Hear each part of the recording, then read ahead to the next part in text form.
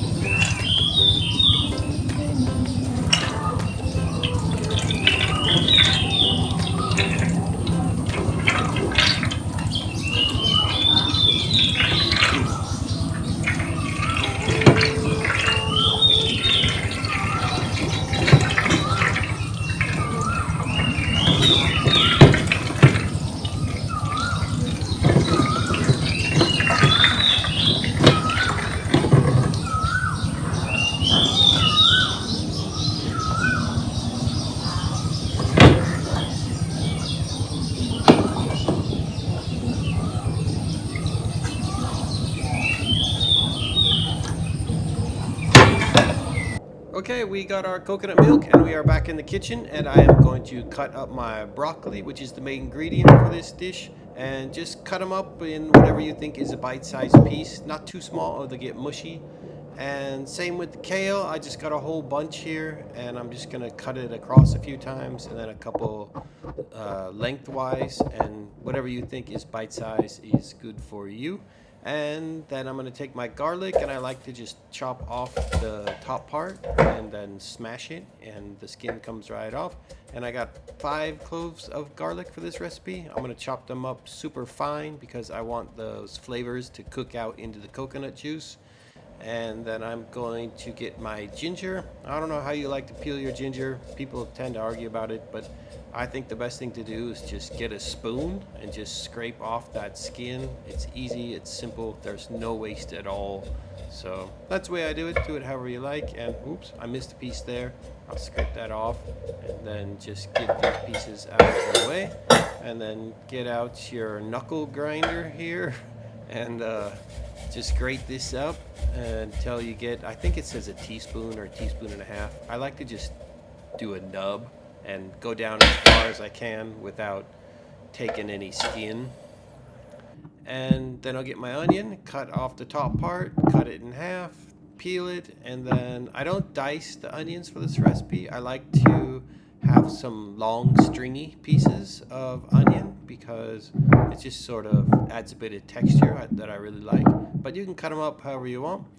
And then I got my red bell pepper, and I will just cut off the stem. And then I just start at the top and cut down and around those seeds. I think this method is a lot better than cutting off the bottom and then cleaning out the seeds, because this is just, it's easier, it's faster, and you don't have that bottom part that you don't know what to do with. Just cut down and, ooh, don't cut off your fingers. And there you go. You can see that there's not a lot of waste there. And then we are going to julienne these, just cut them in long strips. And actually I made a bit of a mistake. These are too long, these strips, because when I ate this, you can imagine you get a spoonful of rice and then these really long peppers. You can't put it in your mouth. So I wound up having to just chop them with my spoon in the bowl. So add one more step to that, cut those in half. It'd be a lot easier to eat. And then I got some peppers here. A lot of these recipes call for jalapenos, but in Thailand we don't really have a lot of jalapenos, and I don't know what these peppers are, but they look similar to a jalapeno, so I just grabbed them from the store and I just de-seed them and then chop them up quite fine. And then you can see when I chop them up here, I don't know how hot these peppers are. So when I get done chopping, I go ahead and grab this piece right here and I eat it. And there's not a whole lot of spice in these peppers. So I ran to the fridge and grabbed these little tiny red ones, and these things are fire. They are super hot. You even gotta wash your hands as soon as you chop these up, because if you get anywhere near your eyes or other sensitive parts, yeah, you'll be sorry. So I add these. I got a little bit of green, a little bit of red. You can do whatever you want based on how spicy you want it.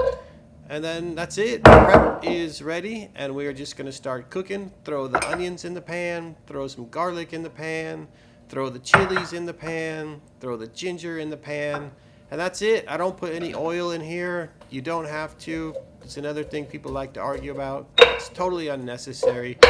Just start cooking, and the onions will kind of sweat out, and there'll be some moisture, and they'll cook down. And then if you do get something sticking, just grab a little bit of water, pour it in the pan, and it just dissolves right off of there, and you don't really have to worry about it. And then you don't have all that extra fat and calories in there to worry about. So I think it works well. Again, do what you want. If you want it to be extra oily and rich, you could put some oil in there, but I like to keep it as clean as I can. And then here is the star of the show that we worked so hard for. Well, when I say we, I mean my friend's mom. I didn't do anything. I just watched. But that is our fresh coconut milk, and we're just gonna pour it in. And here is a little bit of soy sauce for a little bit of salty flavor. And then I've got my red chili paste, my red curry paste, and that is only about a third of what I ended up using. This is what most recipes call for, this ratio, but it was not nearly enough. So I actually tripled that, and if you download the recipe in the link below, I already added that extra amount into the recipe. But if you look at it and you think, wow, I got a lot more than I saw in the video, yeah, you're right. And then, of course, we're going to add some limes. These are also from my friend's farm. I didn't film it, but we picked these right off the tree. And again, I think it says, I don't know, a couple teaspoons or something. But I like to just use the whole lime, because if I use half, all that's going to happen is I'm just going to throw it away. And then here I made a big mistake. See me trying to chop up these little balls of curry paste? Before you do this, do yourself a favor. Put the curry paste in a little bowl and put the coconut milk in a little bowl and dissolve it, because these things get all tangled up with the onions, and then you're chasing around little paste balls like that. See, I found one, and there I found some more. I did this about 20 times and I kept finding little balls. So do yourself a favor, dissolve that in a bit of coconut milk or even a bit of water, and then pour it in before you put the onions. And once you do that, just grab your kale. You can throw it in there. And I have a low flame on. You can see a tiny bit of steam there. And I'm just gonna put these in, get them all wet, and then throw in my broccoli. A lot of recipes say to steam the broccoli first. I don't like to do that. I just throw it in raw, and then I'm gonna cook it for a few minutes, and that'll be plenty. This is Thai basil. It's really good. If you can get Thai basil for this recipe, I really recommend it. It has a little bit of a licoricey sort of taste compared to Italian basil, but some recipes do use regular basil. Totally fine. It cooks down and you won't notice it too much. But if you can't, get the Thai basil. And then throw in the peppers. That, of course, should be chopped in half. I put them like that because I thought they'd look good for the pictures.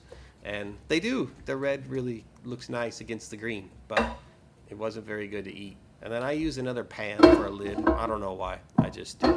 So I let that cook for a few minutes, and then it's done when you eat a piece of broccoli, and it's not too hard, and it's not mushy, and it's just right. So I'm gonna taste that, and it is good. And here is my final product. If you have a chance to make it, I hope it turns out well. And if you want to come by, drop some pictures on my Facebook. I will definitely reply to you.